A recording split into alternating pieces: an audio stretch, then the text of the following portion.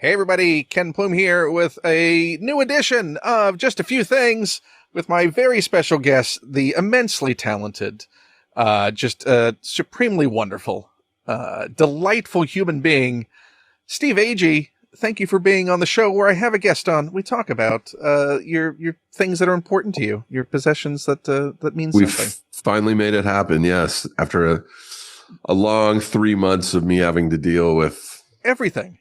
You just a whirlwind. You're winding up my press tour, my friend. How does that feel? Honestly, really good. I mean, I love talking about Peacemaker. Like when I actually sit down and do the interviews or show up, I can talk about it. I love talking about the show. It's just, realizing when I'm about to go to sleep and then looking at my email and going, oh, fuck. Fucking 3 in a row tomorrow at 9 a.m. I'm just like, oh my God. You did like a pre-dawn. Didn't you have some pre-dawn stuff in some of the markets?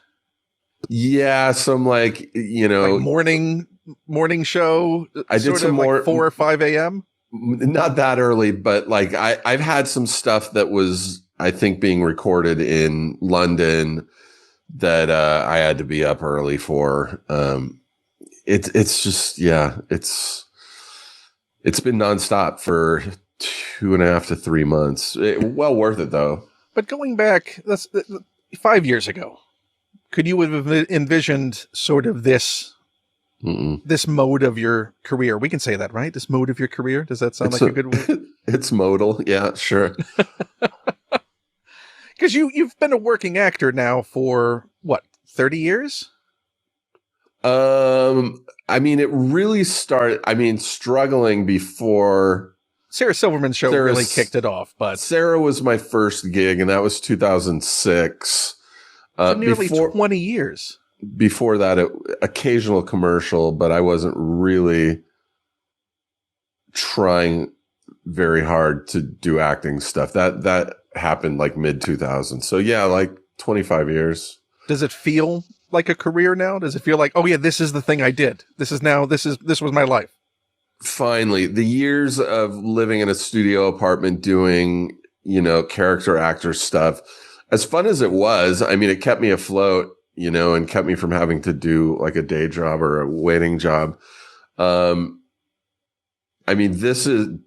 Peacemaker is really the first thing where I feel like breathing room and, like, oh, okay, I guess this is my job. And you're recognized for it. Like you're getting, it seems like that recognition finally. We've talked about it because we've both done conventions. That sort of, do you get the, what do I know you from glance if you're sitting at a table at a convention? I still get that. I haven't done a convention in a long time, but I still get that. This is season 2 is the first time I really noticed like people actually know. Like when we went down to Comic-Con, we didn't do Comic-Con season 1 because of COVID and James was doing Guardians 3. And so it just kind of was a slow build. And then when we went to Comic-Con this year, like there were just Peacemaker posters and stuff everywhere. There was a Peacemaker activation in this nightclub, and we did Hall H, not as part of DC, but as just like Peacemaker in Hall H. And it was really surreal. And you didn't have to do it in makeup? You didn't have to do it in costume? No, last time I was in Hall H was for Guardians 2, and I was dressed as a Ravager. And trying to figure out how you could steal those goggles. Didn't do it, man. They caught me. They're still out there somewhere. They're in a box in a back room somewhere, never to be seen again. I feel like they're probably disassembled for other parts, but I should have just taken them. But I felt like someone was going to lose their job if I didn't give them back. But I doubt that would have happened now. To be fair, they probably lost their job anyway by now. Yeah. Then you would have had a nice souvenir. I mean, seriously. I never would have worn them again because you can't see through them. No. But you would have had a nice thing to fund the nest egg. Yeah. Man, you've got the stuff in the background Is it like kind of color coded too? No. It's all randomly placed. I mean, it's all just sort of, it becomes it's weird, sort of a tapestry. Because you see like the two red Imperial, are those they're not really stormtroopers, are they? What are those called? Like Imperial Guards for the Imperial Guards. Those really catch your eye. Beaker, for some reason, catches my eye always. Being held by Gonzo. Yeah, that's pretty solid. And a Kermit next to that. Yeah, you got the Fantastic Four down there, I see. Jabba. Galactus. Yeah, there's... You got a Pinocchio back there too, right? No, that's just a punch. I love I'm touching it with my cursor as if you could see what I'm like right here. What's this thing right here? Oh, no, use your finger, then I'll see. Yeah. Oh, that's not where everything's reversed. Right there. What's that? Well, that'll be the after show. The after show is just What's That with Steve and Ken. Oh man, you could really do a full episode just on your background there, man. There's a lot of cool shit. You surely, I mean, who else do you know who's like who has a bigger collection? Like it's not quite Guillermo del Toro level behind me. Does James collect? James must have a fair number of odds and ends. His office has some stuff, but it's mostly, related to the stuff that he's done. But some of it's, just random DC stuff. But I mean, nothing like what you've got going on. Like yours is so eclectic. His is usually specific to, DC or Guardians stuff. So what is your sort of connection? Because I've seen you in much smaller places in the time that I've known you. And It seems like you're finally to a stage in your life where you've got a little bit of breathing room in where you're living. Yeah. Do you have things that you collect, that you keep? I mean, I obviously know cameras mean a lot to you, and photography has really grown to be a big component of your life. Well, as far as like action figures and collectibles and stuff, I have a small amount in my living room. I have a friend, Andy, who works at a place called Sideshow Collectibles. They do like statues. I know Andy well. Okay, yeah. And clearly you probably have some Sideshow stuff in your place there. Usually when Peacemaker related stuff comes out, or I have a bunch of King Shark stuff that he has sent me. I've got a Grogu that he sent me. I've got a Beetlejuice. He will randomly send me stuff that I'm like, okay. I mean, I like Beetlejuice and Mandalorian, so this is still cool. But like no John Economos yet. Fuck, there's no Economos stuff yet. Not even a Funko. Like Funko is like the bare minimum. Well, merchandise. I get people coming up to me at like conventions who, you can go into a Funko store and do the customize. Right. So like I've seen some of those. I saw someone at a convention in Washington State that came and they had a Funko they made of Economos. They didn't give it to me. It was their own that I signed, but and I don't even think they did it custom at a Funko store. I think they Frankensteined it out of different things. And it looked so much like Economos that it was mind blowing. And I was like, I really want one of these. And they're like, give me your email. I'll figure out a way to send you one. I don't like where this never did. But I have friends. My agent made me a Funko that oddly, but it was just like a Steve Agee Funko. Didn't have glasses, but it had orange, reddish orange hair and an orange beard. It looked like Andrew Santino. I mean, exactly. Of all of the identifying elements to drop from an easy identification for you. I appreciate the effort. It's pretty cool. I have it on my shelf in there. But then I did the Morning After podcast, and they gave Brendan. Yeah, Brendan. Yeah. Davis gave me one, same hair and beard style, but it had glasses, and I was like, this looks much more like Economos. Yeah. Or at least like me. Well, you know what? I know folks who can do it. I am going to commission. I'm going to get you an Economos figure. A Frankenstein figure. I'm going to make it happen. Even if I have to use the body from a Frankenstein figure, we will put an Economos head on it. That's kind of awesome. I'm honestly shocked that Seth Green hasn't done it for me. Like he, just because of the shop he has over at Stupid Buddy, he can literally make, that's what he does, It's just going to be an old penguin figure from Mego. You don't need that. I would still appreciate it. I'm going to get you a proper Economos action figure. Okay. That is my promise to you. I'm waiting with bated breath. I'm excited about this. So have you ever collected anything for yourself? Because the stuff that you're talking from Sideshow is stuff that's just sent to you that you're not exactly looking out for. Is there anything and it might be stuff that you've got in front of you right now, because you've got a handful of things that are important to you that we're going to discuss. What is the thing that makes it something that you want to have and keep and means something to you? Well, I mean, when I was a kid, I collected all those Star Wars, like the original Kenner Star Wars figures. I had so many of those. I had a lot of the Star Wars trading cards. I don't know what happened to all of them. My parents probably gave them away to like my younger cousins or something.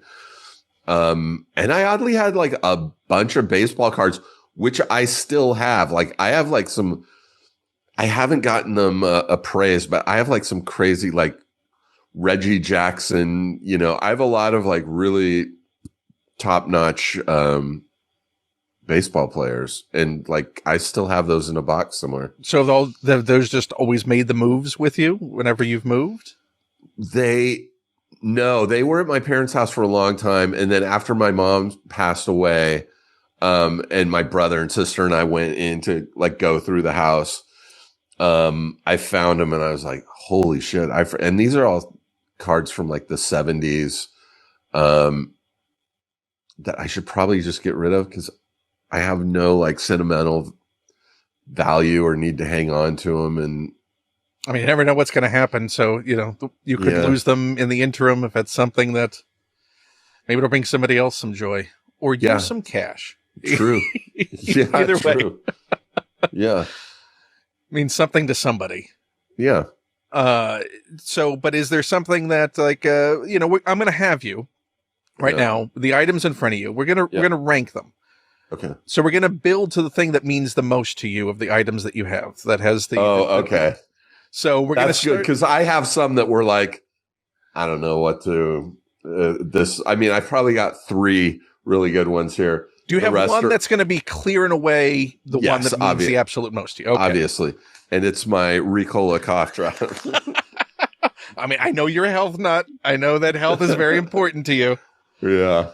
So, you have, let's start with, and you have what, 5 or 6 items. So let's start with one that's going to be at the top of that. Like the least of the ones you have in front of you. We're going to build to your number 1. So what is the first item that this is really stupid, but I'm a big fan of, Hot Ones. This is da bomb. This is like nuclear. And I love when people come over and, we order dinner or something and I'm like, I pull this fucker out and I'm like, have you tried it?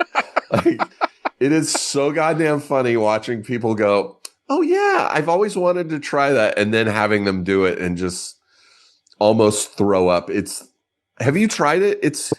I have not. It is. I'm well aware of Hot Ones, and I know what that's, regardless of the fact that there's still an additional, 3 hot sauces beyond that, because that's what the number 7 spot, I think, normally in the Hot Ones lineup. That's the one that floors everybody. Like sort of that's the one that just blows out your palate, and everything else is just like, whatever. I've done the worst. I've bought a few of their hot sauces because I do like hot sauce, and like there's a number of them that are really good. Like they're hot, but they actually taste good. This has almost no taste. It's no redeeming value to it. No, it's just like putting like battery acid on your tongue. And it just lingers for a really long time. What made you, I mean, was there something that prompted you to try it? Had you tried it beforehand and then decided to buy it for yourself? Or were you just like, I got to try that? Just as a fan of the show, and I have friends who've been on the show. I remember when we were shooting Suicide Squad, we were shooting down in Panama, and I think Margot was planning on doing that show when she got back, and Idris had just done it. And Idris has a really famous episode where he like can't stop coughing and he's like dying from this stuff. Oh, he's got a meme. Yes. From that episode. Yes. So I didn't even know about the show at that point. And so that's when I started watching, and I was just like, they would have Cena on the show. They would never have like a Steve Agee or Freddie Stroma on the show. So I think that's bull. It's true. So I'm going to buy this shit and try it. And, it's been comical. Like I've done it maybe 2 or 3 times with people, but it's usually just to watch my friends. Some of my friends have never seen the hot ones. And that's really funny where I'm like, do you want to try this? It's just a hot sauce. It's just a hot sauce. It's a really hot sauce. And they're like, yeah, I love hot food. No. Do you think you could do the full gauntlet? I would love to. Yeah, I think I could. I don't think I would be Idris level, like bad, but you wouldn't tap out. No.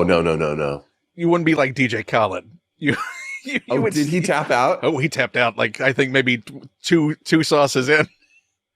That's mental. I've seen people. There are people who have done it that literally just. The whole time, like Will Forte did it, didn't even flinch, not even during the bomb. He was like, oh yeah, that's really hot. He's like, yeah, that's a hot one. He was really good. I thought Jennifer Lawrence was good? Oh no, Elizabeth Olsen. I thought was just like, yeah, Jenna Ortega. Ortega nailed it too. Yeah. Conan O'Brien, obviously quite an epic run. Yeah. Hilarious. Does it have any gastrointestinal aftermath for you? No, I already have like gastrointestinal issues. So like, I don't notice a difference between normal, stomach problems or when I take this. I don't think that has much. Do you have a go-to to put it on when you've done it? Chicken wings. Yeah. Or like, yeah, chicken usually. It's the other hot sauces I have from there are actually really good on chicken. What's there? Have you done the Last Dab? They're like hottest one. I've had the Last Dab. It's not as bad. It's definitely not as bad as this. It is really hot, but it actually has flavor. So that's just pure caustic. That's just a gimmick. Yeah. Is there anyone that you've offered that has flat out, I'm not going to do it. There's no way. Yeah. I think my friend, Anna, I think who you know, she hasn't. Who's also in Black Phone 2, we should say. Black Phone 2, the last Final Destination. She's killing it. But her boyfriend Ryan was, I think, probably the first person to do this with me, and we both had some issues with it. And Anna was like, "Nope, not gonna." Did not do it. You're idiots. Why would I do that to myself? She was not there when we did it together the first time, but she's been to my house since where I was like, you want to try this? She's like, fucking no. What are you, out of your mind? I'm going to derail the rest of my day? Yeah, no. I have things to do. I don't know what you're doing, Steve. Nothing. So, I'm kind of curious as to what dish because the last time we saw each other in person was me saying goodbye to you in a parking lot of a Chewy's in Atlanta as I believe David Desmalchin was about to pick you up because you were staying with him before the start of the Suicide Squad. Yes. Wow. Yeah. So that's now that was almost that's 6 years ago. 6 years ago was the last time we saw each other in person. Almost exactly 6 years ago, because that was September of 2019. Yeah. Does it feel like it was that long ago, or does it feel like it was much longer ago than that? Because a lot has happened in the world since then. It feels like it was a little bit longer than that, but yeah, 6 years is about right. It feels about right. Does that feel like just sort of career life, sort of a game changer for you? Because you were in a state of flux as far as just sort of. I'd given up an apartment to go do that movie because my landlord wouldn't let me sublet. So when I came back from shooting to a different world in 2020, there was a shutdown and nobody was showing apartments. So I had to go live at a friend's cabin out in Joshua Tree for the beginning of the pandemic. Which is a weird sort of, and also with an industry that was largely shut down in that period. Yeah, nothing was happening. So you had complete uncertainty after what should have been a high coming off of that. Yeah, but luckily I had just finished a movie, so I had money to live off of for a little while. Yeah. But what a game changer for that role. To think that was the role. I would have thought I would have done more as the stand-in for King Shark after that movie than I did. John Economist was such a, like maybe 6 days of shooting total for that movie. And King Shark, I shot almost every day. I shot more days on Suicide Squad than any other person in the movie. If you figure in Economist and King Shark, I think I worked like 85 or 86 days, and I think Margot worked like 83 or 84 days. And the most astonishing thing, looking at that King Shark rig, is that you did not wreck your body with that thing. No, I mean it's you did worse damage to your body with a belt in Peacemaker season 1 on a uniform. Oh yeah, a belt that just was way too loose. Yeah, the King Shark one wasn't bad. The displacement suit that I had to wear, I only had to wear it if I was in close proximity to other actors or like walking through trees and stuff, so that the visual effects people would know, oh, okay, if he's wearing this and walking through the trees, these branches are going to move. If he's in like a room with these people, that was for the other actors. That's the space that don't get needs. too close. Yeah. So I would say most of the time I didn't have to wear that. I would love just to see the Agee cut of Suicide Squad. I would too. There's quite a bit of stuff that was cut out. Yeah. That and the complete reel of all of your voice memos for voice choices. Yeah. Before they hired Stallone, I showed up to do the table read in Atlanta and got the script, sat down, like Idris is on one side of me, like Peter Capaldi's on the next. I was super nervous.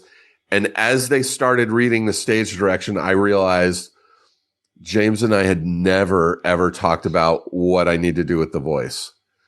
So I just did something like deep and gravelly and kind of scary sounding. And then nothing after the table read. And then we started rehearsals. And at some point during rehearsals, James took me aside. He's like, that voice isn't working for me. And so for the next like few days, I would use that shark emoji on the iPhone that you can animate with your voice. And I would just send him millions of, just a lot of me doing the lines, some of the lines in different voices, like comically, scary, flat and normal. I'd get a lot of LOLs, but nothing. And then, he had pretty much already determined at that point that he probably wanted to. Well, it's funny because I think it was the day we started shooting, it might have been a day or two before, but I feel like it was the day we started shooting. He said, just do it just kind of think like Stallone, like do it like even slower. So like he's searching for the words, kind of Tarzan stunted talking. And so that's what I did for the whole shoot. And then Stallone wound up doing pretty much an impression of you doing a Stallone impression. Yeah. He said, after they did the Stallone audio recording, he was like, he pretty much did it just the way you did it. Which is good. I'm glad Stallone was able to make some money. So how many? Because the one thing, and I don't know if you still maintain the site that you had set up, the photography that you do. How many photos would you say that you took during that production? Because you're outside the country for a large portion of that. I took photos every day. Every day I was on set. So 85 days, give or take, I had a camera with me. I got clearance. That movie was so top secret, they didn't want photos of costume or cast to get out. So they really did not want someone with a camera other than the set photographer. They didn't want somebody on set with photos, but I've done it so much with James that he okayed it. And, I have like a lot of really awesome photos from that. So when are we getting the book of just your journey of Economos? That's the thing, it's still property of DC. So I don't know that it would have to be like a partnership with DC, right, where they would make a lot of money off of it, probably more than I would. But you own the photos, so you could do prints. I don't think I do, right? Really. I honestly don't think I own the photos. I think you own the photos. You were not paid. I think as an artist, you own the photos. You may have to worry about the clearance. No. When they were trying to figure out if I'd be able to take photos on set, they said, okay, but the photos are property of Warner Brothers. They go, when you finish at the end of the day, take a SD card with all the photos that you've taken, give it to Jess, who was the still photographer.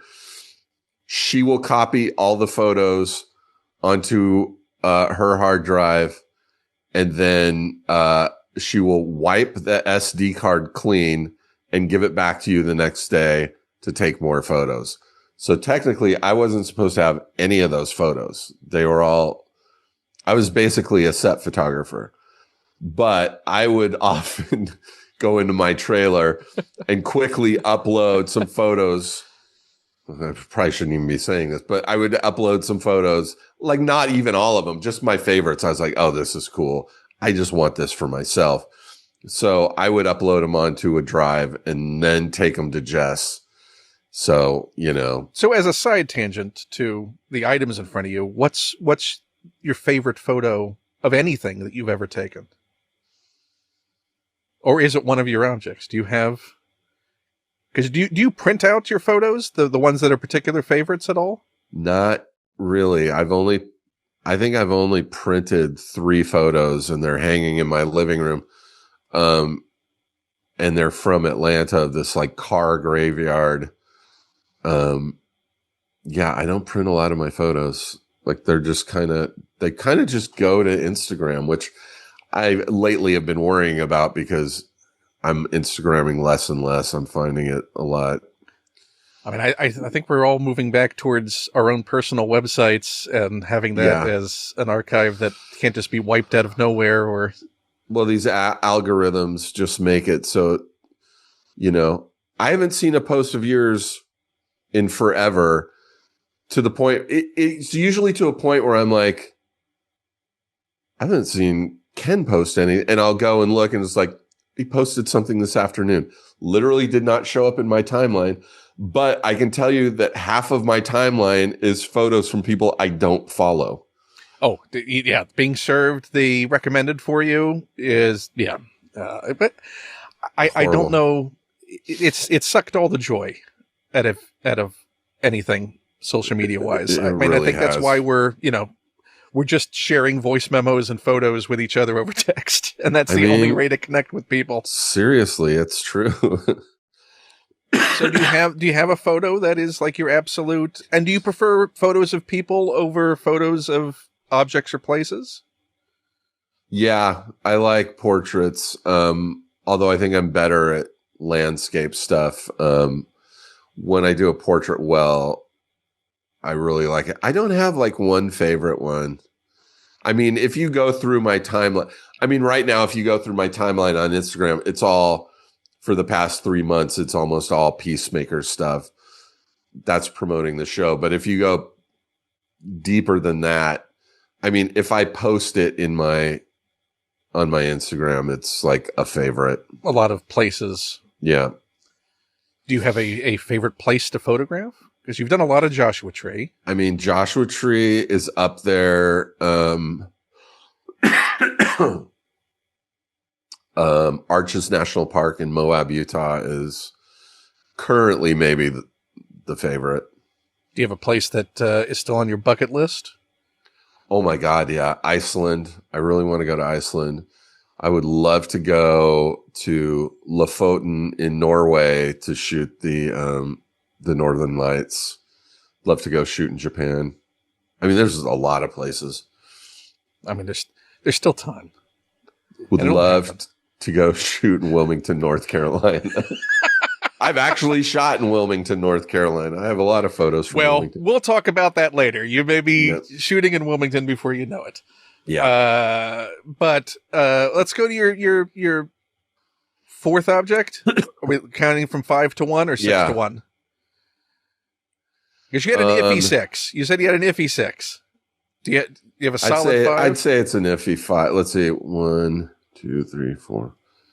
I'd say an iffy 5. Okay, so let's go to your number 4. Some of these are jokey, like when you do a hybrid Halloween costume and you're like, well, some of these are like, this drug, pantoprazole, is a PPI, a protein pump inhibitor.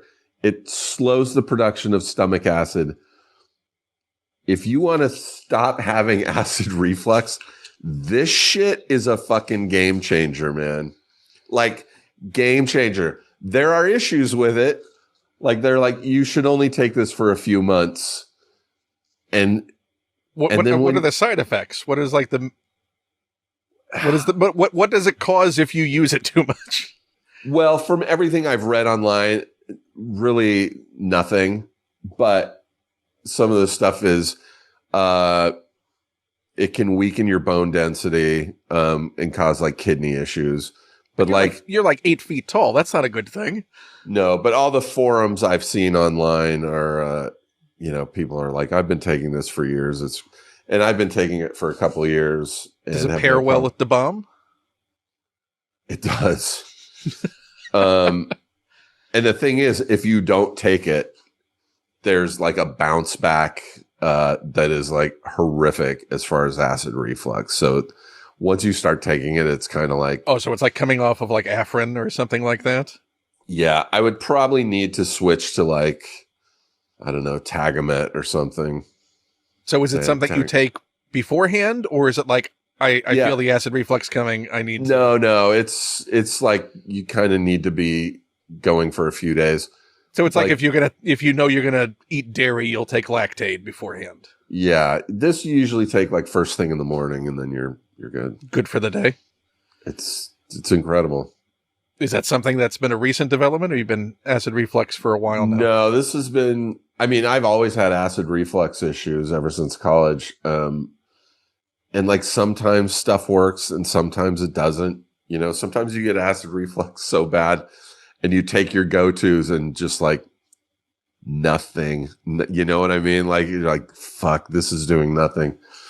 This shit within like a day was like, holy shit, I'm eating anything I want. And yeah.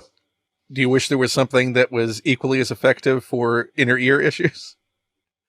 There's nothing for inner ear issues. There's nothing to help vertigo. Like, that's just something I'm stuck with.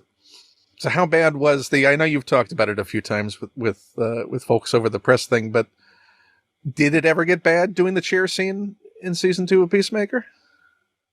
It would start to get bad. Did you have like a signal of like, raise me? I would just say, yeah, I would say just get me up. But I don't think it ever came to that. For me, the vertigo is if I'm laying completely flat. Because if you're laying flat on your back, your head is usually tilted even further back. You know what I mean? Right. You're not looking straight up. Your head's like tilted even further back. And that chair, the back of it was a couple inches off the ground. So you were even more inverted, which is just the worst for vertigo. So usually once they would lower me back, I would just keep leaning my head forward, or they would give me like a Fernie pad rolled up to keep my head forward. So it wasn't too bad. And if there was more the anxiety about what could happen, what could happen. Because if I did start to get really bad vertigo, I mean, it would ruin the whole evening of shooting. But it never happened. Did you have an issue when we were at one of the conventions in an elevator? Probably. That it got a little dicey? Probably. Yeah, there's some claustrophobia issues with it too. Well, great scene. You did well. I mean, I do absolutely want to say, having known you for years and obviously seen your work for years as well as folks have, sincerely. And it's weird because it almost sounds like an insult, which it absolutely is not. But you really have leveled up as an actor tremendously. I agree.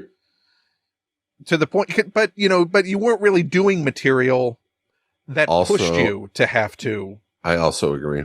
Show anything different than just being a solid comedic performer to come in and perform a great character. Yeah, giving a black outline just before a commercial. Yeah, or just being a character presence in a scene. Like you were always great at that and being present and holding a scene. But to have dramatic range, you've never been pushed into that. Yeah, thanks to James for that. He's been instrumental in it. Were you concerned at all about finding that? You're like, I had a feeling I could get to that place if given the chance. I thought I could. I was really nervous about it, but when I did that first monologue about dyeing my beard, he just told me not to make any decisions. He said, just learn the lines and show up. And he walked me through it after after a few takes. He just kind of got me. Like, it was weird. I mean, he's a good director. And I mean, the sort of symbiotic relationship that you two have had over the course of this, I mean, that sort of investment in you, have you felt that at any other point in your career with someone? I mean, obviously Sarah believed in you a bit.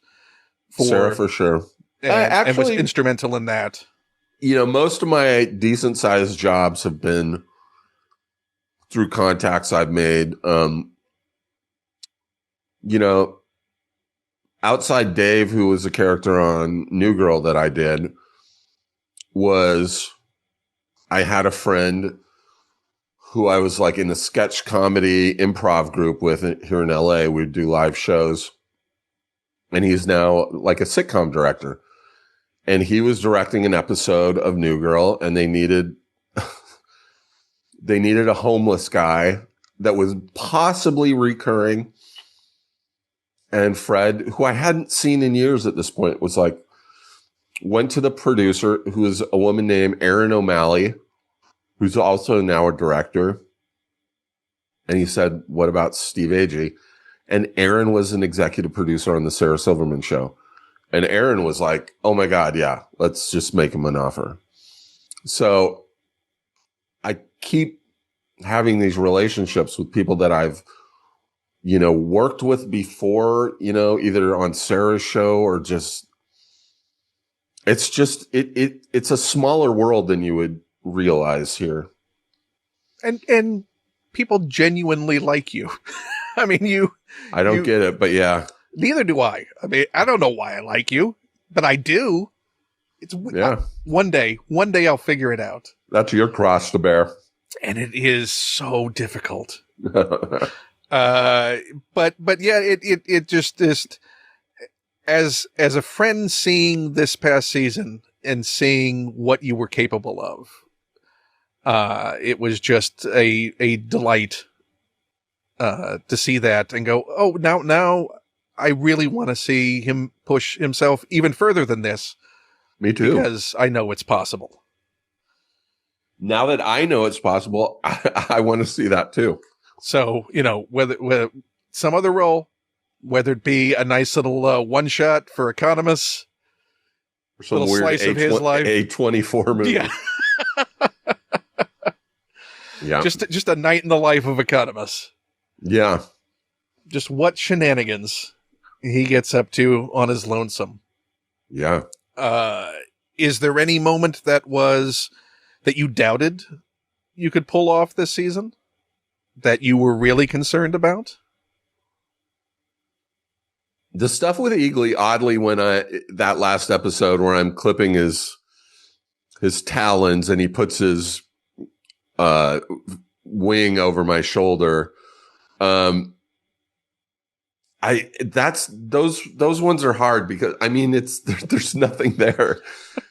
First of all, I'm having to pretend I'm clipping a fucking eagle's claws. Is it James on the God mic giving you timing? Yeah, and yeah, it's weird. It's weird because I mean, there's fucking nothing there. Just before they shoot, they put this, model of an eagle there, so you know how tall he is, and where his head's going to be, and where his feet are going to be, and then they move it away, and you're just pretending you're act asshole.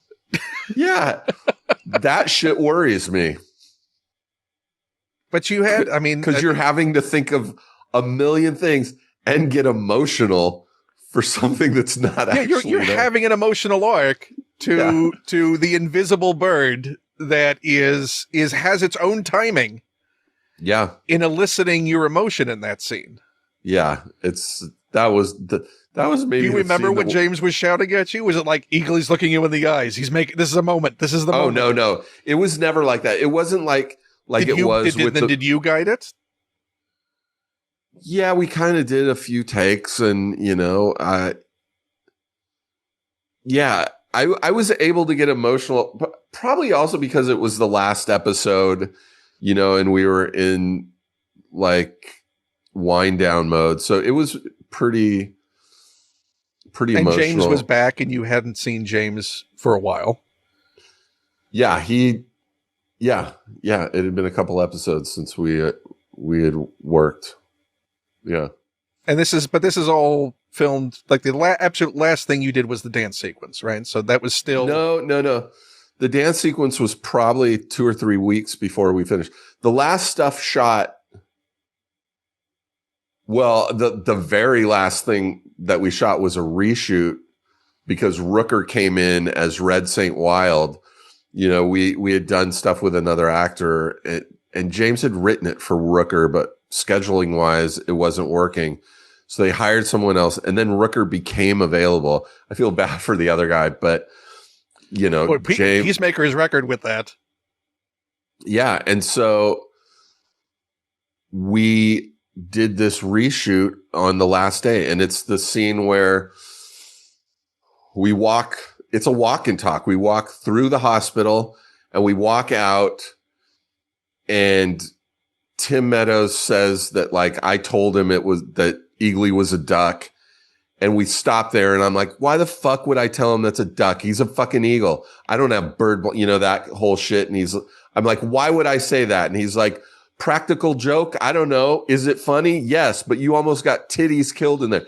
And then we walk down through a parking lot and Bordeaux's like, this is Red. It's when we meet him for the first time. She's like, this is Red St. Wild. He's an eagle hunter.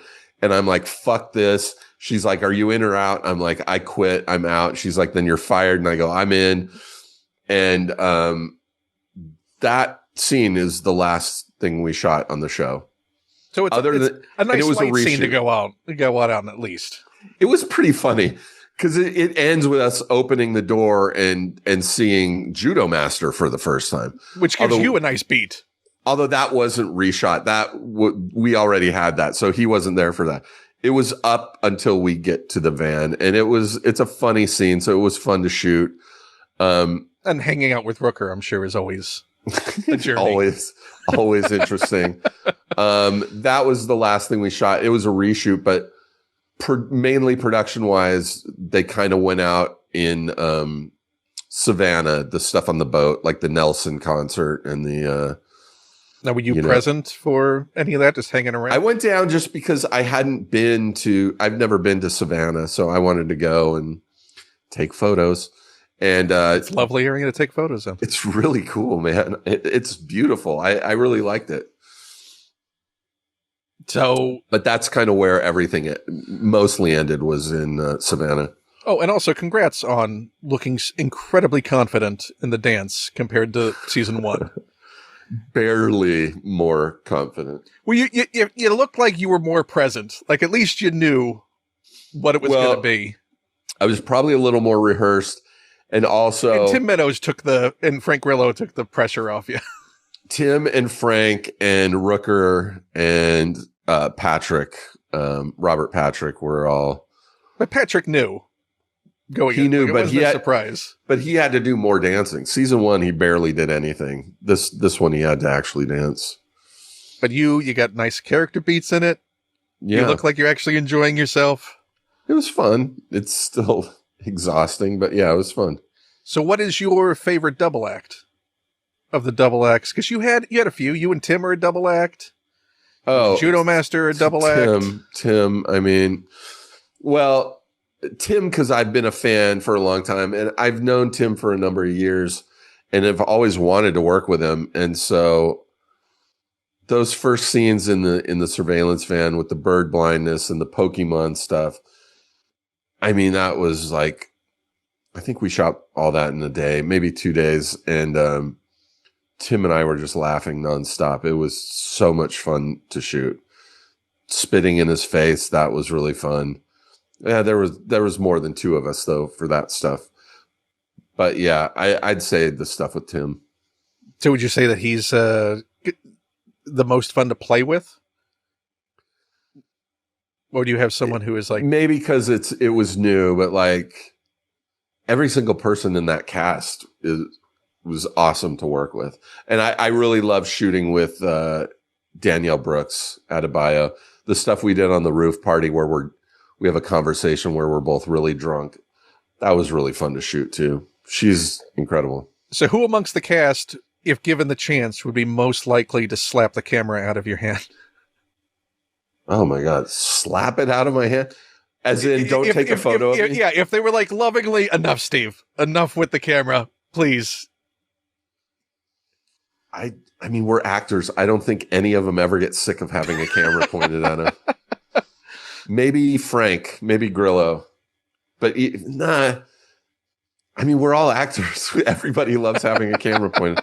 Literally, no, but maybe like some crew members, because I take photos of the crew too, and I think they're probably like, all right, turn that shit around. Yeah, I'm not here for that.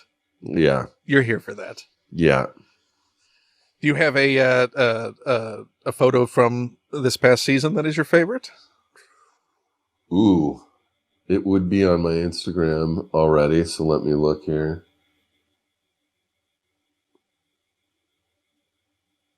And is there anyone that's super elusive when it comes to... No, even Cena's pretty open to... he's grown to just be used to me being there with a camera. I'd say my favorite photo, there's a photo from episode 4...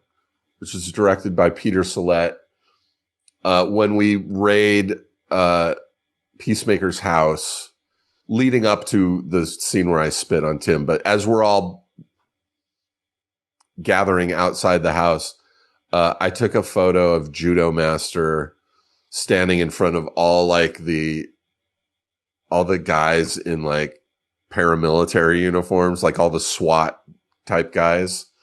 in their tactical gear and helmets and like machine guns. And all those dudes were like 6 feet or more. And Nuh is 4'11". And so he's standing there looking like a badass in front of like 10 dudes. It's on my Instagram. Doesn't he look like a badass? It's my favorite.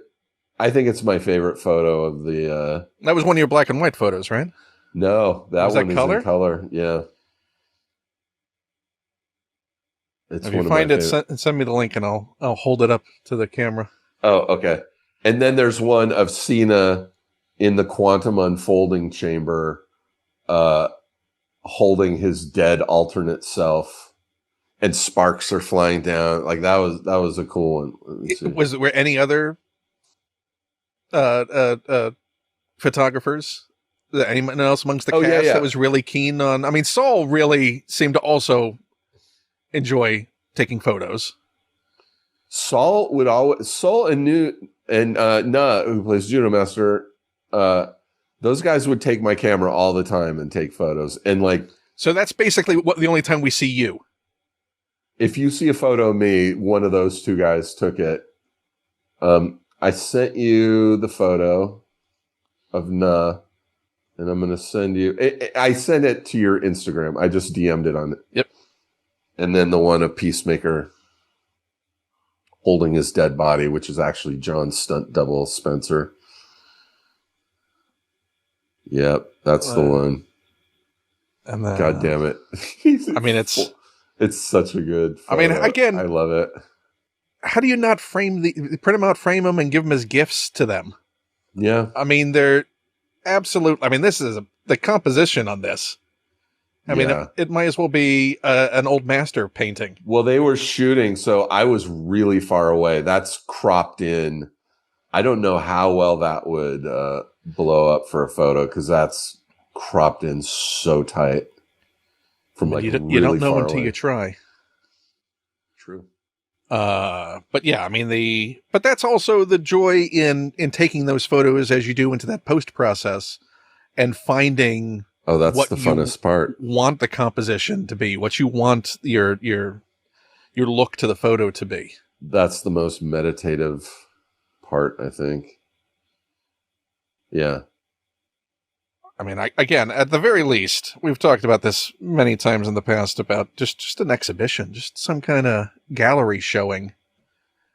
There has to be a conversation, sadly, with somebody at Warner Brothers. I think even above, but James they love you so much now. Yeah. I'm sure that that James would be an eagly to you to shield and shepherd. Yeah. Put his wing around you. Maybe. So the metaphor works. I just want to make sure that people appreciate. But yeah, I mean, just the beautiful work, and anyone and not following you on Instagram or wherever you go, you just, I mean, some of the most fun I had at, what can be awkward times at conventions is us just wandering around Pensacola, that one show on the beach, just taking photos on that dock and just having fun with taking pictures. Yeah. And sharing photos. I mean, I love that aspect. That's the best part, I think. Yeah. And someone, how'd you get that angle? Or, that particular bit of lighting. How did you, where were you when you got that? Yeah. There's nothing better than photography. I think we know what my number one's going to be. So number 3, there's your midway point, but you said your top 3 were always going to be your top 3. Yeah. But now you're going to have to make judgment calls on which one is 3 and which one's 2, because 1 is far and away your 1. Well, let's see. So 3 and 2 were the question marks, and now you're really going to have to decide which one is the 3 and which one is going to be that 2. No, I don't know if it's going to top the acid reflux meds. No, I 3 I know, and 3 is a recent one. It's kind of along the lines of that. acid reflux drug, but I mean, it's not, but it's along those lines. It's something that Nick Offerman actually turned me on to about a month ago. You want to see this? Let's see it. It is. God damn it. Are they like sleep gummies? They are sleep gummies. I have never found that these things work. It's from a company called Charlotte's Web. And I've been, over the past like 10 months, I'm lucky if I get like 5 hours of sleep a night. Like it's gotten really bad. I mean, I'm with you when it comes to sleep. It's horrible. And Nick told me that he takes these gummies and he takes 2 every night. Him and Megan take 2 every night before bed. And he's like, it's been a game changer. He goes, they're CBD infused with melatonin. The second he said CBD, I was checked out. I was like, I personally find CBD never does shit for me. Like, sort of snake oily. Yeah. When I have back issues and someone's like, oh, dude, I'm going to send you a link. You got to try the CBD cream on your back. It will change your life. Nothing. Never. I'm just like, CBD is garbage. I got this. Keep in mind, 5.5 hours, maybe. Took 1, and it says to take 2. Took 1, 8 hours. First night, 8 hours. Next night, took 1, 7 hours, 45 minutes. The following night, I decided to do a test. Didn't take 1, 5 hours. The next night, took 1, 7.5 hours. And woke up clear, like nothing, no grogginess? No grogginess at all. My issue is I still forget to take them. Like I'll be watching TV and fall asleep and then get up and go to bed. And then I'll wake up and I have this ring to track my sleep. And I look at the app in the morning. I'm like, 5.5 hours. What the fuck did I? Oh, I didn't take a fucking gummy last night. Took 1 last night, slept 8 hours. So they have a dedicated customer in you now. Oh my God. I've turned 3 people onto them. Yeah. I mean, I'm certainly going to try it. I mean, my friend Jordan tried one the other night. She's been having trouble sleeping. And the next morning, she's the one who turned me onto these Aura rings. Next morning, she sent me a photo of her Aura ring app, 8.5 hours. I mean, you sold a big game. 1, you should be working on commission. 2, to be fair, I'm going to see. To be fair, my friend April tried them and they didn't do anything for her. But I'm a person that this kind of shit usually never works on, and it's been pretty amazing. I mean, I'm generally not a sleeper anyway. Well, I know I have a lot of but I have that anxious from you at 4 a.m. The problem is when I try to go to sleep, it's suddenly that's when my brain decides to process everything. Yeah. And it's like, you know what? Hey, want to contemplate the universe now? We're going to do that. Same. You're also going to think about tomorrow and yesterday and a week from now and last month and maybe your childhood. That's why a lot of times I sleep on the couch because I'll fall asleep watching something. It will end. The TV will put itself to sleep. And then I'll wake up, many hours later, as opposed to me watching TV till I get sleepy, getting up, brushing my teeth, going to the bathroom, getting in bed, and then just being wide awake for another 2 hours. Yeah, no, I mean that getting up to that point where it's just brain stop. Like you don't want to disrupt that because then that point of when you I'll make that mistake sometimes, or when I've had a melatonin or something like that of when you push past it, let me finish this video or finish this email or finish whatever you're working on, and then you're weird on the other side, and suddenly you're like, no, you completely fucked up your window. You're done. You're up. You're not going to sleep now. Yeah, that's a weird feeling. I used to get that with Benadryl. I used to do Benadryl a lot to sleep. And I found it worked great. And then they've had that whole thing about it not doing whatever to the blood-brain barrier. And it's actually not good for you. And I was like, I've had some of my best sleeps on Benadryl in my opinion. I still keep it handy just in case. But Yeah, this stuff is it's pretty solid. But I've had those moments where I've stayed up just a little too long on the Benadryl and then found myself like just mental. Yeah, and it's like you're not getting, and then suddenly it's 3 hours later, and you're like, will you just go to sleep? Will you just, like when you do that thing also when you try and talk yourself into sleep by closing your eyes and going, surely you're just going to go to sleep at some point. You're going to go to sleep at some point. You're going to Have you seen that viral thing that was going around? It was a TikTok video of like people going, I usually get up in the middle of the night to go to the bathroom and then I can't fall back asleep. And then somebody showed me this thing to do and it's been a game changer ever since. And it's like, lay down if you're having trouble sleeping, close your eyes, and then do this thing where you look up. Do you know what I'm talking about? It's like look up. Like the Konami code of sleep? Yeah. Yes. Like with your eyes closed, look up and then look down and then left and then right. And then like, and if you do that like 3 times, everyone's like, I do it 3 times and I'm asleep. It does nothing but make my eyeballs sore. I would be so in my head about, am I doing the sequence correctly and long enough in each direction? And then cycling through it because it didn't work.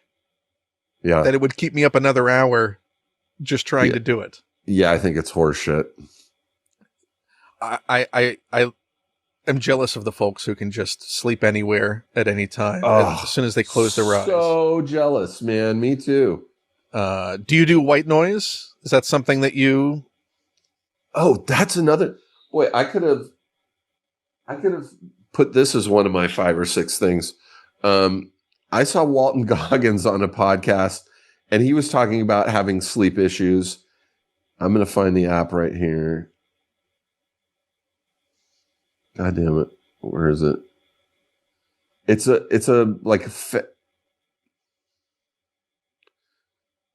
It's this one, Bedtime Plus.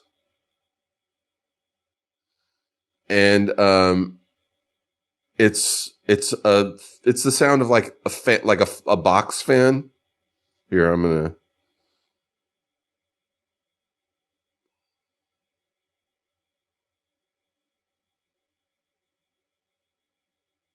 Can you hear it? No. Is it playing? Yeah. Might be so low that it's noise canceling it out. But it sounds like a box fan. Yeah, it's... Is that the only option on it? It's just a box fan is the only... Yeah, low, medium, or high. And it is so amazing.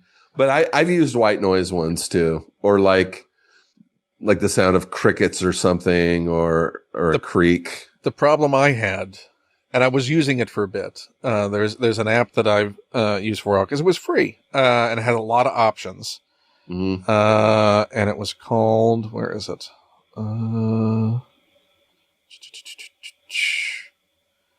It's been so long since I used it, I can't even find the damn thing. Yeah, I'll find it later. But, called Rain Rain. And it has a whole ton of options. But the problem I got to on some of them is because of active brain, I would find the loop. You hear point, the loop. Yeah, yeah. And it's like, oh, here comes that car. Like I found a great one that was working for her, which was Rainy Night in the City. Oh, love that stuff. And just city noise and the rain on a window. And then it's like, oh, here comes that truck. I can hear that honk. The truck is about to horn. come. The truck is coming around the corner. I can hear it. Is it a garbage truck? Is it a delivery truck? Well, that's the good thing about this fan one is it's just... But I have an air purifier now. That's good. That works really well for being that white noise. But I think if I were to rank my sounds, I think rain on a window. Rain is a solid one. Yeah. I love the sound of rain. Surf, I can get into it. It's pretty good. Sometimes when I shut my eyes and I have like the AC going and the air purifier. Yeah. And I don't know if this is just a legacy of lockdown and not traveling as much as I used to. Yeah. But in my mind, I'm like, you're on a plane right now. And it's just the plane noise. Yeah. and it's just that drone of the engine. Yeah. And you're leaning up and you're exhausted and your head's against that window, leaning to the side. And that's where you're at right now. I used to have trouble. Like there was no way I could ever sleep on a plane. I would start to fall asleep, and then the feeling of just movement would like wake me up, and like it would take me a second to like get my bearings. Like, and it was terrifying. And then something's happened over the last like 3 or 4 years where if I'm on a plane, I don't sleep for like hours, but I will like doze off. And it's that twilight. Like yeah, you're present, but it's getting some kind of rest, but you certainly feel like there's no deep sleep or REM. Yeah. But yeah, that sort of drone sort of noise, and I can do silent too. Like I don't have an issue. One time my mother, we were staying at a family's member's house in the middle of the woods, and it was absolutely silent. Oh, no good. At night. And it was driving her bonkers. She's like, yes. I cannot do this. I can't, there's no ambient noise at all. I once went to Death Valley, to take photos, and there's like one decent hotel. There's like one hotel in Death Valley. And so I got her, and it's usually full. And I found a vacancy, and I got a hotel there one night. And I wanted to go take photos, like sunrise photos. And there was a place called the Devil's Golf Course that I wanted to go shoot. And so I set my alarm for 4:30 in the morning, and I get up, and this is a weekday too. So it's not super crowded in Death Valley. And I get up, I get my camera and everything. I get in my car, and I start driving. And it's like a 30-minute drive. I mean, that park is massive. It's huge. And it's like a 30-minute drive. And I am the only car on the road. Like, I never see another car. I never like nobody is out. I find the turn off, and I go down this dirt road about a quarter of a mile and then turn into the parking area, and I'm there. And I get out of my car and I close the door, and I'm like setting up my camera and stuff, and realize that there's no sound from traffic because nobody is out. There's no wildlife sounds. There's like fucking no birds, like nothing. It's maybe the quietest place I've ever been in my entire life. And I have tinnitus, like I have really bad ringing in my ears from years of playing in bands without earplugs. And it's loud. And so I have to sleep.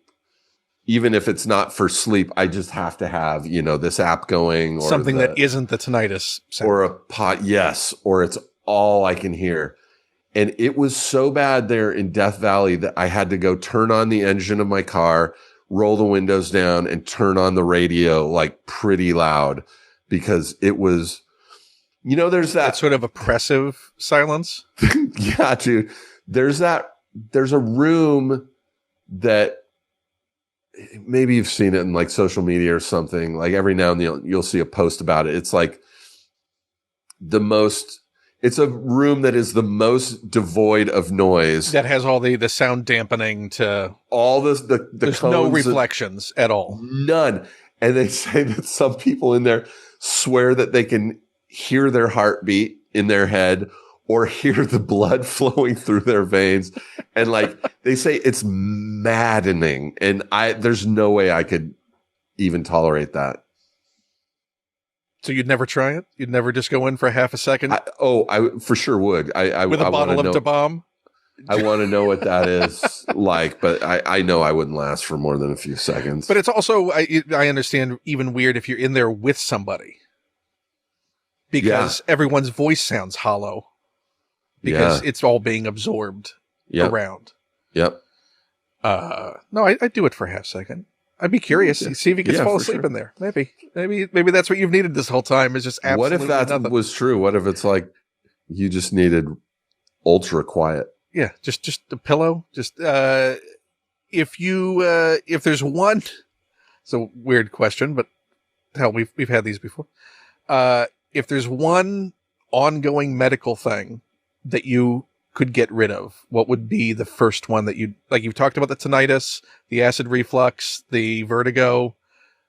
If you could strike one of them. The vertigo. I mean, it's not even close. Like, yeah, vertigo. Cause it really, when it's bad, I mean, you can't even walk. Like you can't, like all you can do is just lay in bed and just wait for it to go away. At least with acid reflux, you can take stuff, you can deal. Yeah. Did you have the tinnitus before you had the vertigo? Have you always had the vertigo? Or do you think they're tied together? No, the tinnitus I didn't really notice until like my mid-30s-ish, maybe a little sooner. The vertigo was probably when I was like 18 or 19 is when it kind of started. Well, I mean, it could still happen. I mean, would that be the first thing you'd sign up for? It's just like, yeah, sign me up for the trial, whatever. Yeah, exactly. I would sign up for a trial. Hell yeah. So we have 2 items left. Yeah, let's do it. Let's do your number 2.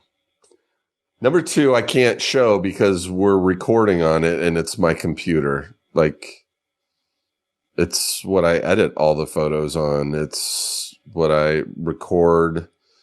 It's what I recorded the demos for when I did my EP Scab. Yeah, I couldn't exist without a computer. And the phone is good.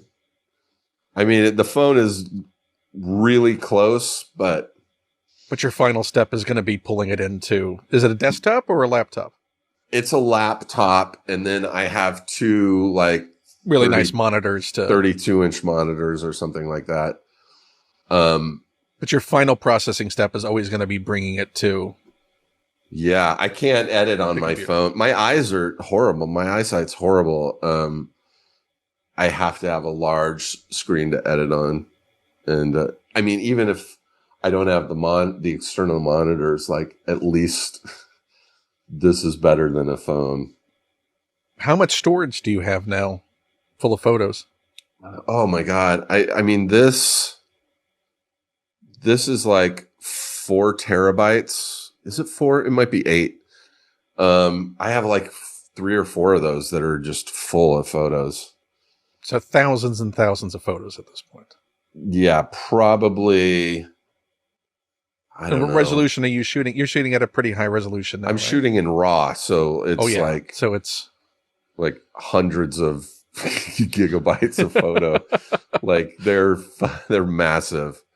Which is why you can do that zoom in on that photo of. Oh yeah. Couldn't do that in. I mean, you could do it in JPEG, but I wouldn't have been able to print those photos that are in my living room. Is your go-to always going to be to pick up your camera as opposed to your phone? Yeah. Although I haven't gotten a new iPhone in years. Like I'm just like, I never, the thing that will make me get new iPhones is like a big change in the camera. So this new one that just came out, I got the new 17 Pro Max. 2 terabytes, like that's crazy. Like this phone has 2 terabytes of memory. The camera it needs it. The front-facing camera on this is now the sensor is now equal to this camera on the back. Like you can so you're not getting a lousy image on your. It's incredible. It's a really good. And if you use like a third-party app like Blackmagic or something, you can take some really cool videos and stuff, but still doesn't quite do what a still camera does. I have a feeling this is leading to your number 1. 100%, dude. Should we? I think we should. Yep. Sony A7R5. This beast is what I think 63 megapixels. This is currently my favorite lens, the 85 millimeter, great portrait lens. I mean, this is incredible. the like Oh. the articulating lens. Like you can do so much. Like it's crazy, man. Yeah, I love this camera. Now, is Sony still using proprietary memory cards, or are they finally allowed it to be any sort of? You can use any. You can use any memory card. I mean, I'm using. Well, this is a Sony that I'm using. They tend to be a little bit better, but yeah, I could use any. I have, And I'm assuming that shoots video just as well as. Well, still. Yeah, I mean, I have tons of, other companies' memory card. The Sony A7R is better for still photography. The Sony A7S, if you see one with an S, it's better for video, but they're pretty similar. Like the video quality is just a little better with a Sony A7S. So when did you purchase that? This one, it's probably about 2 years old. Now, was that for you? Like, this is an investment I want to make. Yeah. This is what I'm building towards. And much like iPhone, I don't need the new one that comes out every year. I mean, when they do, and they do put them out like every year, like iPhones, it's so hard not to buy it because there's always something that you're like, fuck, I wish my phone or my camera had that. But I mean, my old Canon, 7D, it's, if you know how to compose a photo and edit, like you don't need. And is that a standard lens? Could you take that lens and put it on your Canon? No. Well, I could with an adapter. Yeah. But yeah, it's a Sony specific lens. So what was the game changer? Because that's going to be the buzzword for the show. What was the game changer of having that camera for you as far as what it did for your photography? I don't know. It doesn't necessarily have to do with the model of the camera. It's just the camera itself. I switched to Sony probably 11 or 12 years ago, when they started doing like mirrorless, full frame cameras. And I didn't even know what it meant. And everyone was just like, you got to try these. And I made the upgrade from my Canon 7D, which is an okay camera. It's not great, but it really took some great photos. But once I switched to Sony, I noticed a big difference in image quality. If I had gotten a Canon, I don't know. I don't even know what their big camera is now, but their higher brand camera, it would probably be just as good. But it's literally just having a physical camera that has been a game changer for me. One with interchangeable lenses. When you leave the house, is it always with you? Almost, yeah. Usually. And I'm a constant companion on, like, you don't go to set without it either. Oh, I won't go to a set without my camera. Even if I'm doing a guest spot on someone else's show, like I did an episode of Abbott Elementary about a month ago. I brought it with me. I wasn't just going to make assumptions and pull it out on set, but I was on the Warner Brothers lot. So, there's a chance that, walking around. They already own your photography anyway. Yeah. There's a chance walking around that I could see something pretty cool. So yeah, it's just better to have it and not need it than not have it and wish that you did. Do you find in the years since you really got into photography, and I say this just because I felt this way too, of just when you look at things, Oh yeah. you compose, like all of a sudden you're like, this is the shot. I want to capture this.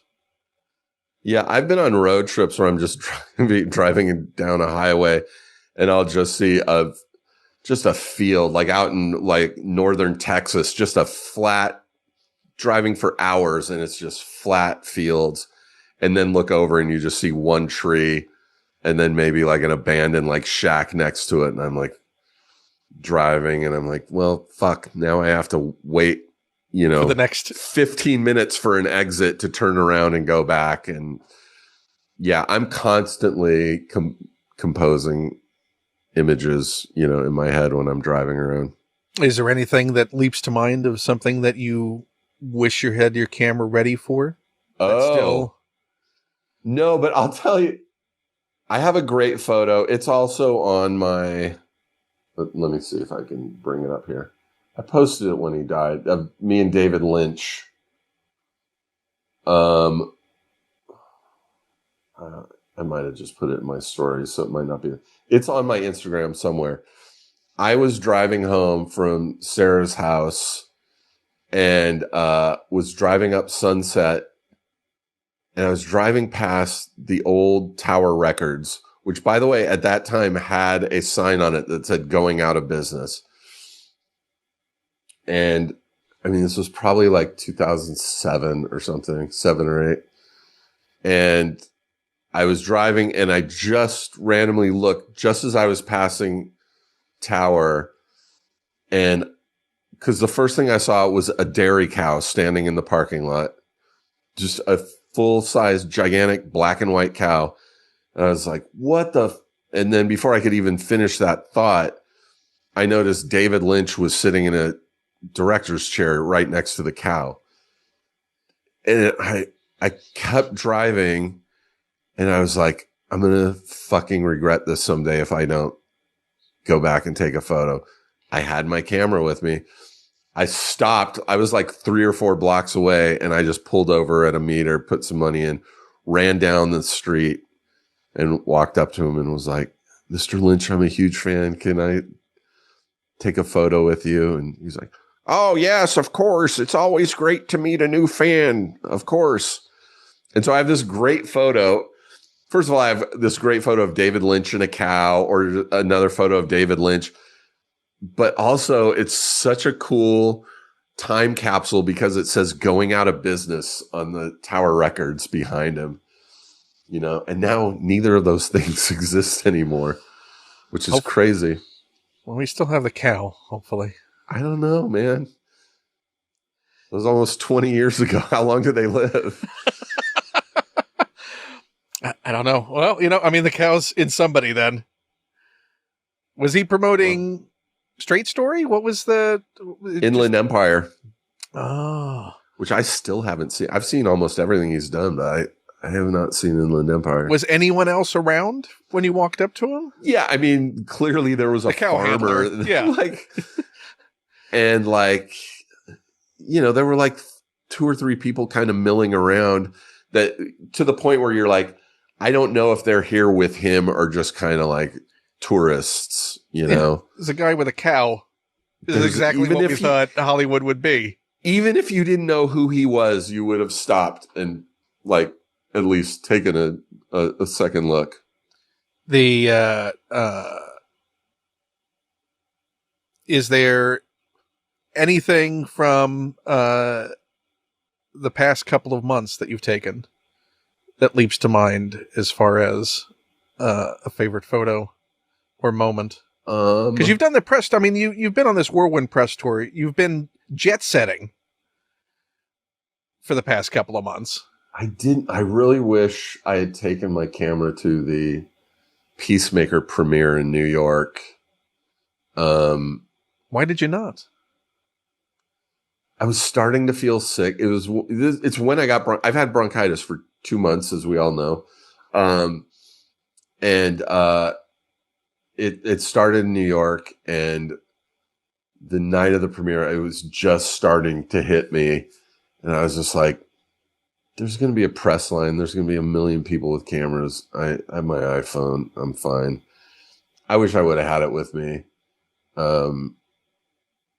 if for nothing else, Debbie Harry was there, and Chris Stein, who's the guitar player from Blondie, who another great photographer, by the way. If anyone wants to check out any books by Chris Stein, he has several photography books.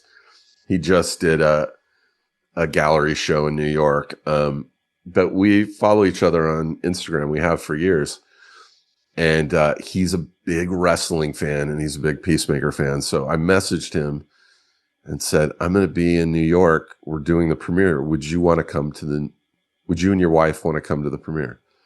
And he's like, oh my God, yeah, I'd love to. And he'd be like, is it okay if Debbie comes? You're like, no, I draw the line. I'm sorry. I was like, absolutely. We can make that happen. Because James is also a big Blondie fan. I'm a huge Blondie fan. So is James. And in fact, I think when you see Supergirl at the end of Superman, I think she's wearing a Blondie shirt. I might be wrong, but I think she's wearing a Blondie shirt. So Chris shows up, and they had a bunch of, outside of the theater, they had a bunch of like Peacemaker masks, like the helmet. And fucking Chris and his wife and fucking Debbie. I posted these might be on my. Yeah, I remember you posting of them wearing the masks. Yeah. Debbie Harry's 80 and she's wearing a fucking Peacemaker. Now was James around when they were wearing the mask? Did he see this in person? No, but he saw your photo afterwards. He's seen the photos and he fucking loved it. I mean, that's gotta also blow his mind. Yeah, but of all the things that James has gotten to do and the experiences, that's gotta be. And for you, for the amount of heroes that you've met and seen, and consider friends huge. Now that are people within your life that are not just people you've encountered, that are people within your life. Yeah. Does it give you pause still to sort of go, this is surreal? Yeah, there's still an imposter syndrome. Debbie Harry. I don't think any of us are allowed to have imposter syndrome considering what's going on in the world. I think we're all fine as far as I think agree, we can finally feel we earned it. It's a hard thing to shake though, I think. Is there anything that sticks out as the most surreal to you? Like the one that I didn't have that experience. I didn't meet that person. I didn't get to hang out with that person. David Lynch is one of them. That was huge because I was like, I'm never going to be in a David Lynch movie. This dude has no idea who I am. No, you were in a David Lynch moment. I was in a David Lynch moment for sure. But so that was crazy. I mean, the whole thing in the Suicide Squad, Idris and Margot and like the whole cast, I was like, fuck, this is otherworldly. Hanging around with Capaldi.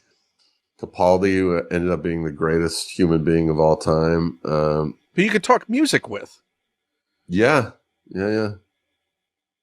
Where was the band? Where was the band out of that? Where's the album that could have come out of that cast? I think he released an album like after that.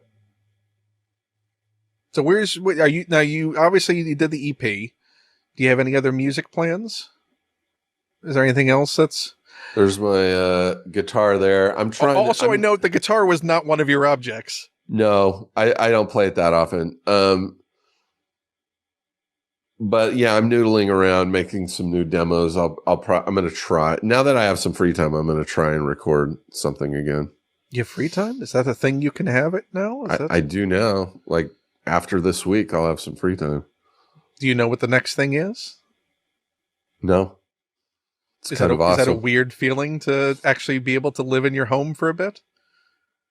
Yeah, I mean, I'm pretty good for a while, but it's a welcome feeling at the moment. I've just been doing these interviews like nonstop for 3 months. It's been a lot. So yeah. So finally, you get to sit with yourself. Yeah. And go. Finally, just no one's asking me a goddamn question. I just get to sit. Love it. The silence, the ringing in my ear, the silence of tinnitus.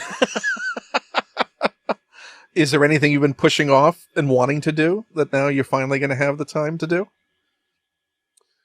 Yeah, actually go out and take photos more, go to Joshua Tree, go, just go out some day trips, get in my car and go take photos, which I haven't been able to do for the past few months.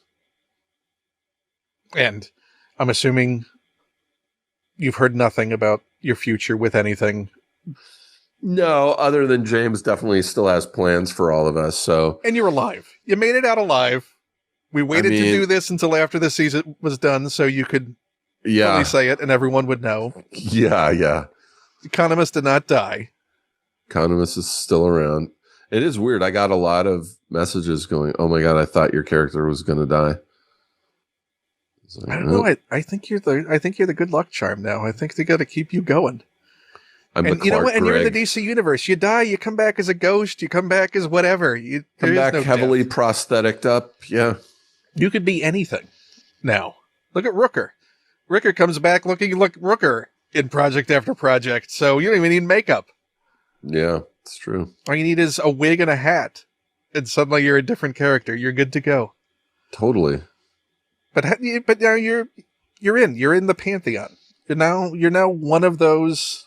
You're one of those folks who can sit at a table for the rest of your life and have 8x10s in front of you, and people go, "Oh yeah, you're from that thing. I love that thing." Yeah, I haven't done any since season 2 started. I should probably take advantage of it at some point. I mean, it's now you got so many other photos you can add to it, and the Eagly one that's got to be on the table. Eagly putting his wing around you. Ooh, that would be a good one at conventions. That's going to sell well. Yeah. Oh, that's a good idea. Get Tim. Tim will do conventions with you, right? You get He might. I mean, that dude's doing, I don't know, man. He's doing stand-up comedy well, right? most weekends. I don't think he's ever done a convention. Has not ever done a convention? He's always doing stand-up on the weekends. Has not ever done a convention that do you know of? Tim? No. Not. Is it not? It's. Oh no! Yeah. Nut has done conventions. Yeah, for sure. So, you'd be a great photo op, folks. It would be fun. I would love to. I did one with Freddie in Minneapolis, which was pretty fun.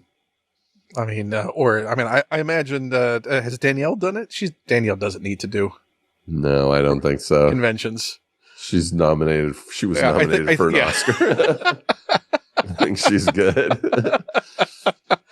But yeah, I mean, again, I want to leave it with just how incredible it's been to sort of see your journey from the side and be happy that because I know there were some times when things got a little dicey, as in any actor's life. It's it's the nature of this weird business. Yeah.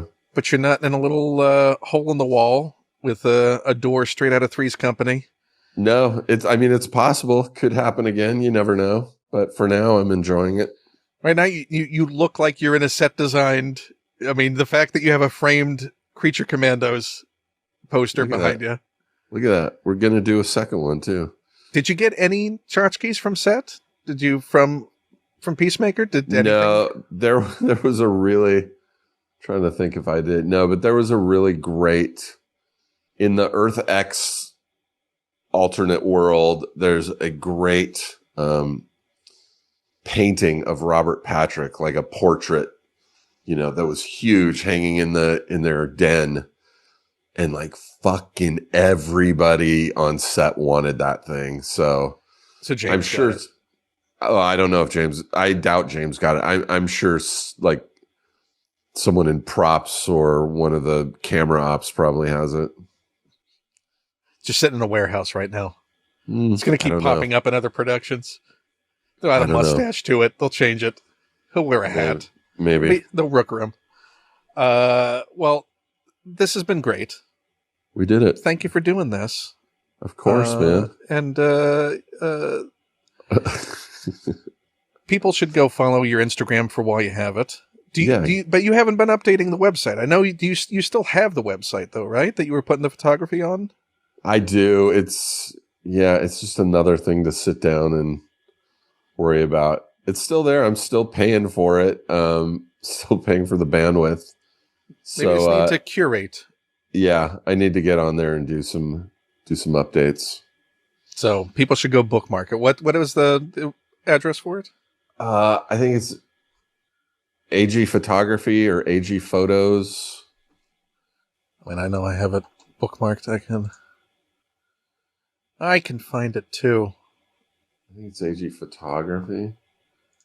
It is agphotography.com. Yeah, that's the one. See, that proves I care. I found that I had it bookmarked. You had it bookmarked. You're the one. Yeah, no, I tell everyone about it. I say one day he'll update it. One day. Try these. I want to know what you think, Ken. Send me a link. Okay. To it. And you try the thing that I sent you. And between the two of us, I ordered it. Maybe we'll fix everything. I'm getting that shit tomorrow, man. All we want to do is sleep and stop coughing and just feel healthy for a little bit. One of these days. And then we'll finally go on that photography road trip someday. We can make it happen. So until then, everyone go follow Steve and go watch all the things. Yeah, what are you doing? Even go watch things he's not in and think of how much better they would be if Steve was in it. That's a fun game. Yeah, start casting Steve and all the stuff that's already existed. And for me, patreon.com/Ken Plume. That'd be swell. At even the $1 level, you get access to all the exclusives. I've been posting a lot of my archive interviews from 25 years ago. Ian McKellen piece just went up. I'm about to put up my pieces with Dave Thomas and Rick Moranis. So there's a ton of, and they're super in-depth interviews. Cool. So they're time capsules of a period. So you get access, and that encourages me and helps me to put more of those things up from the archives. I was just reading through the Michael Caine piece I did, where he was talking about how we missed the Oscars by being filming Jaws 4 and what that experience was like. Jaws 4. You make choices. You make choices. It was a paying gig. You don't always know what's going to hit. You don't know. That'll be when you win your Oscar. You just don't know. So let that be a lesson, but always take the gig. Say yes.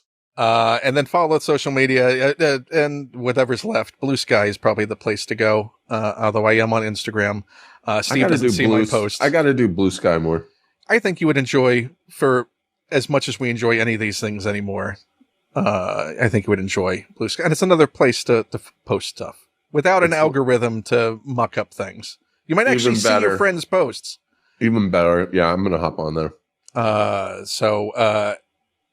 Yeah, like and subscribe to the video, and maybe there'll be more of these. I think there's another one coming up. I'm trying to get your pal on here, Dismulsion. So, let's make it happen. We're working on making that happen. So, bye, everybody. Bye.